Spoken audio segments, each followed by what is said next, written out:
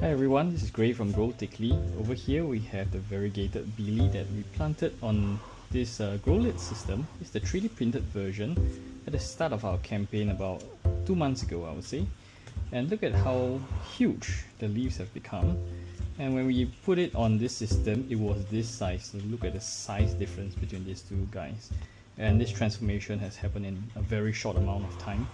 We actually have a video on YouTube where we showed how we propagated this plant, and it had not grown all that much. I think that video is over a year old by now, and the moment we put it on a GrowLid system, it really took off. And this is what we believe is happening, that because it's on a hydroponic basis, it has all the nutrients that it needs at all the time. You don't have a wet and dry cycle, so the plant is not waiting for the amount of water, the amount of right nutrients for it to, and it has to coincide together with the right amount of sunlight for it to grow. So now the nutrient and the water is no longer a limiting factor, then it's up to us to actually give it the right growing conditions in terms of the amount of sunlight, the kind of humidity. And once that's done, it's really going to be able to take off as and when those conditions are exactly right, which happens quite often in Singapore since we're in a tropical country. So long as it's kept away from the harsh sunlight, which can cause sunburns like this, it's going to be able to do well. So what I'm going to do now is, this is a rare opportunity for me to actually transfer this into the new system, which is the production version. So one very lucky thing is that there's no roots growing through this hose. I'm not sure exactly why that is, but I'm going to take advantage of that. I'm going to break this open and I'm going to put it into the production unit that just came in the mail last night, and we are going to make this look phenomenal. It's going to be so minimalist with a completely clear pot, completely clear GrowLid, and I think it's just going to look so aesthetic. Okay, let's get started. So at GrowLid, we care a lot about the environment, and usually we want to reuse things as much as possible. But because this is a 3D printed model and you can see there's a crack forming and it's really not going to last, what we're going to do is we're going to break open this entire thing to free the plant. So I'm going to start by pouring the rocks out of the little reservoir area so that the roots won't be damaged. Okay. We're using lava rocks over here because it has a very large surface area with all the textures, and that helps it to actually give more oxygenation to the water for the plant to prevent anaerobic conditions. And if you believe in growing in a microbial kind of method, if you add microbes to this, the amount of surface area helps the microbe to actually have a shelter to grow. Okay, so we can see over here just some cataphyll that has fallen inside, a little bit of rotting material from the cataphyll, which is totally normal.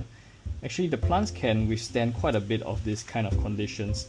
If you look at the videos that a lot of YouTubers have actually done inside Peru, or the kind of places, the kind of cloud forest that these plants originate from, they are almost perpetually wet. And they really are able to handle a bit of rot so long as you manage to keep in aerobic conditions. Once it goes into anaerobic rot, that's not the kind of conditions that they have evolved to be in. So let me just break this down. Okay, you can see it's almost about ready to go. This has always been meant to be a prototype, and it seriously exceeded all the expectations I have for it. Look at the amount of roots on this guy. I know I talk a lot about roots, but ethically we really care a lot about the growing the plant holistically, and we really believe that the fundamentals to a strong plant that's robust, that's going to be able to withstand a lot of the growing stresses that can come from changing environment inside your house, comes from having a very good set of roots. The amount of roots that you have basically is going to determine how robust your plant is. Oh no, I have broken the root as I was talking. This 3D printed material is actually pretty rough, and I think the root has actually gone into it. Not to worry, I'm just going to cut this entire thing off. So if we actually leave this like that, it can lead to root tip rot, which can travel down the root and into the plant, and that's not something that we want. So we're going to cut this open right now.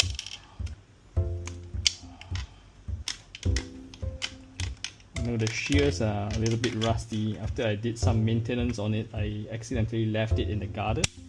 And in Singapore, you have very hot, humid weather. Everything rusts very quickly, even with the black oxide treatment, and there was even a light coat of oil on this guy. So let us just get this over and done with. Okay. So I generally don't recommend replanting the GrowLid system because the roots usually come out from the bottom of this mesh, but for some reason it didn't, and that works to our advantage, and I'm gonna take advantage of that. Okay, so now the next thing we want to do is to make sure we can get this out of the grow pole. Okay.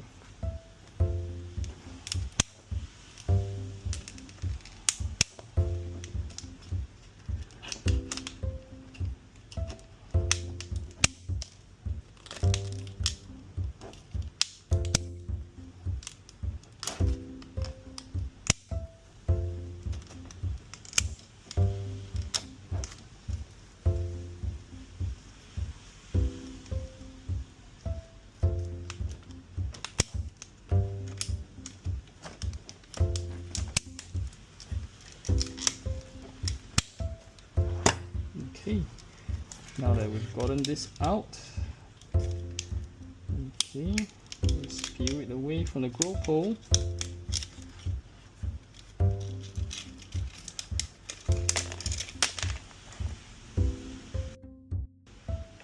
And let's take a look at it. There's so much roots over here in the net pot area. There's roots growing down into the grow pole. So Philodendron billie is a very well-known climber, and you can see that it's sending roots up. Usually this will be going up on a tree. As you know, if you have something that's holding a weight from above rather than from below, it's going to be a lot more stable. And Philodendron billie has always known to send up roots up the tree to stabilize it for future growth and against strong winds. Now that we have this ready, let me put the grow pole into the GrowLid. So what we want to do is basically put all the roots down as much as possible so that they don't get pinched between the GrowLid and the grow pole, so that we have a successful transplant. I mean, once again, I don't recommend doing this. The GrowLid and the grow pole are both very durable products. It's just we happen to have one that's a 3D printed model and it's grown very well, but unfortunately the model is breaking down, so I'm going to move it to this new version, or rather the production version. Okay.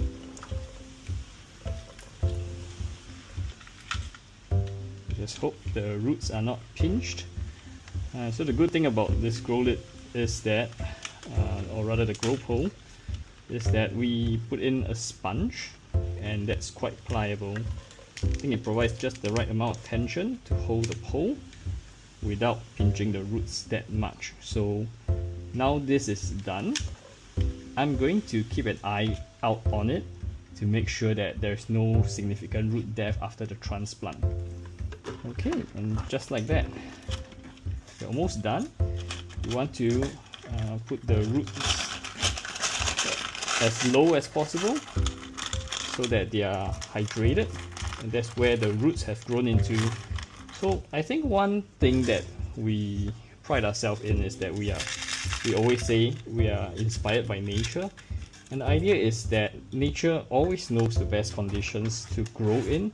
If the roots wants to be at the bottom, that's because the conditions for the plant growth is best over there, and you really want to replicate that as much as possible.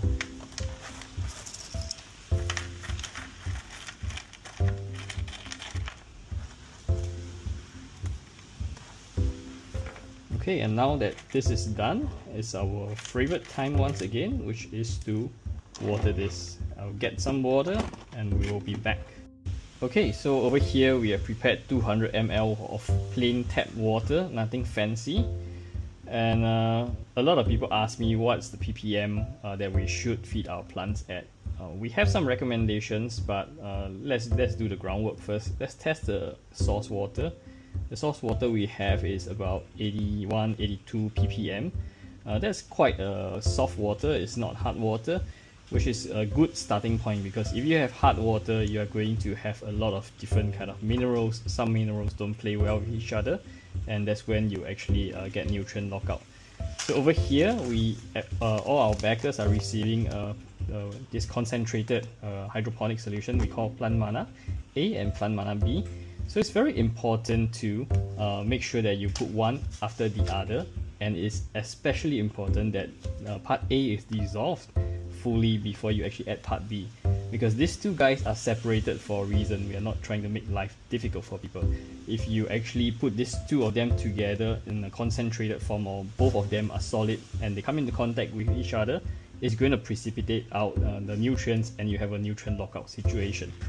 So over here we are going to add, it says 1 gram to 2 liters of water, and 2 liters of water is what we have prepared, so we're going to add 1 gram. Okay, let me just get this open.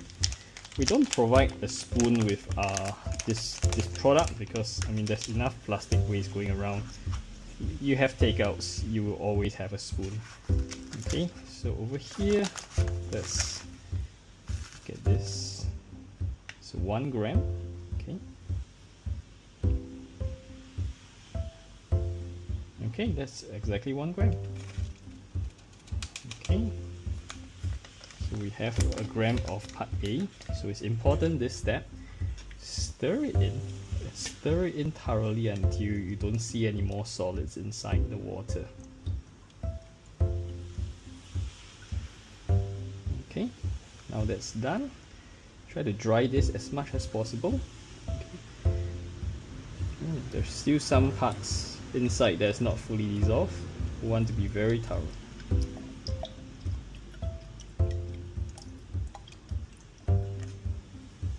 Okay, I think that's good enough, or rather that's completely done. Okay, so we have to add part B now.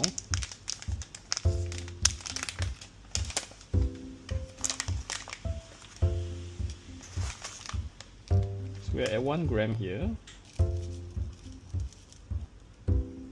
So another gram is going to be 2 grams in total.